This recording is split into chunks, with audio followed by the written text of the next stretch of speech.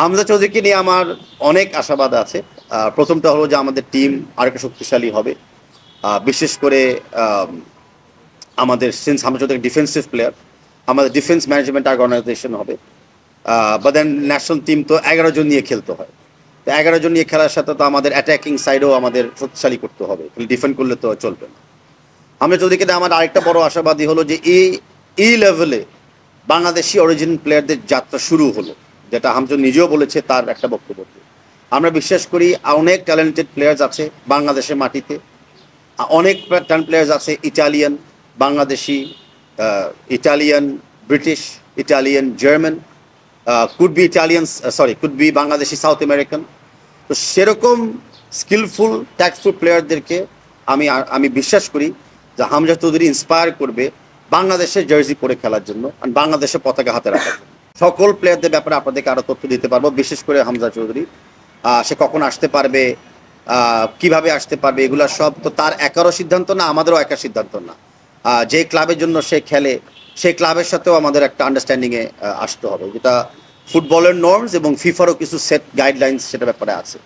তো সব কিছু বিবেচনা করে আমরা আপনাদেরকে নিয়মিত আপডেট দিতে থাকবো। আমরা আশা করি আগামী যাত্রাগুলোতে আমাদের কিছু প্রবাসী বাংলাদেশিরা যেরকম বাংলাদেশের জাতীয় দলের জন্য খেলছে, আমরা এরকম আরও কিছু প্রবাসী বাংলাদেশিদেরকে চিহ্নিত করে ইন্সপায়ার করতে পারবো আমাদের দলের পক্ষে খেলার জন্য।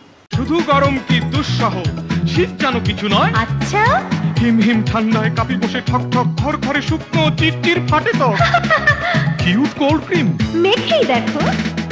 হিম হিম ঠান্ডা এমন দিনে যাই কিউট কোল্ড ক্রিম, রাখে রাখে রাখে না নরম কোমলতা এমন দিনে, ঠান্ডা দিনে শীতের দিনে cute cold cream, cute cold cream. তুচ্ছ করে শীতের ভয়, কিউট কোল্ড ক্রিম।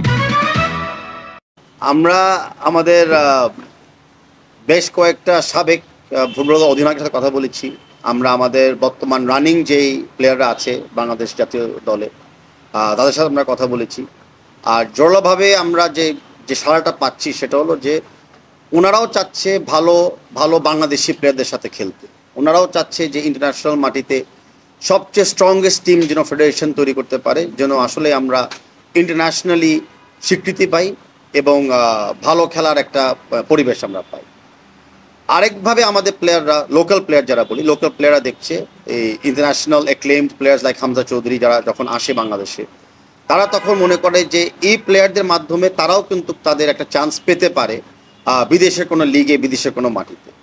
তো হামজা চৌধুরীকে আমরা এক্সেপশন হিসাবে দেখতে চাচ্ছি না, আমরা হামজা চৌধুরী দেখতে চাচ্ছি যে আগামীর একটা নর্ম, যে আগামীতে অনেক বাংলাদেশি প্লেয়ার বিদেশের ভালো ভালো লিগে খেলার চান্স পাবে। এই জায়গায় কিন্তু we have to focus on অতীতে কী হয়েছে, রাইট? অতীতে যেরকম আমাদের বিশেষ করে জামাল ভুঁইয়া এসেছিল ডেনমার্ক থেকে ফেরত, আমাদের তারেক কাজী এসেছিল ফিনল্যান্ড থেকে ফেরত। তো এরকম যখন অন্য অন্য দেশের এবং অন্য অন্য লিগের প্লেয়াররা এসেছিল, ধাপে ধাপে সিন্স আমাদের কিছু লেস নোন লিগের প্লেয়াররা খেলেছিলেন, তাদেরকে দেখা দেখি কিন্তু এখন আমরা উপরে উঠতে উঠতে হামজা চৌধুরী পর্যন্ত পৌঁছে গেছি। তো আমরা মনে করি এটা আমার দেশের জন্য একটা গর্ব, আমাদের বিএফ জন্য একটা অর্জন যে হামজা চৌধুরীর মতো একটা বড় টপ লিগের এবং টপ ক্লাবের প্লেয়ারকে আমরা বাংলাদেশে পেয়েছি। এখন বাংলাদেশের খেলার সাথে কেমন ইন্টারাকশনটা হবে, বাংলাদেশের প্লেয়িং স্টাইলের সাথে বর্তমান যেই ক্লাব লেস্টার সিটি সেই প্লেয়িং ডিফারেন্স থাকবে কিনা, বা সেই লেভেলে আমরা খেলাতে পারবো কিনা, খেলতে চাই কিনা, সেগুলো সব আমাদের অপেক্ষা করতে হবে যে আমাদের ন্যাশনাল টিমস কমিটি যখন ফর্ম হবে তারা এই বিবেচনাগুলো করবে। অ্যান্ড ফাইনালি আমাদের ন্যাশনাল টিমস হেড কোচ যিনি নিয়োগ হবে আগামী সিজনের জন্য, তার উপরে সবচেয়ে বেশি সিদ্ধান্তটা পড়বে। দেখেন, ফেডারেশনের সাথে আমরা সবাই জানি যে হামজা চৌধুরীর সাথে অলমোস্ট 1.5 years যোগাযোগ হচ্ছে, কথা হচ্ছে, বিভিন্ন ধাপে ধাপে আমাদের অনেক ক্লিয়ারেন্সেস রুলস অনুযায়ী নিতে হয়েছিল।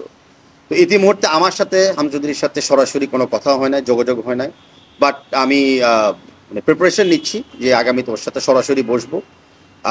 বাট আমরা একটু গুছাই নিচ্ছি যে আমাদের আরও 2-1টা প্লেয়ার আমরা পাই কিনা যারা হয়তো আমাদের ন্যাশনাল টিমে খেলতে চায়, আর আমাদের স্কেডিউলটা কী হবে। তো সব তথ্য একসাথে করে আমি তার সাথে বসার জন্য অতি শিগগিরই একটা প্ল্যান নিচ্ছি।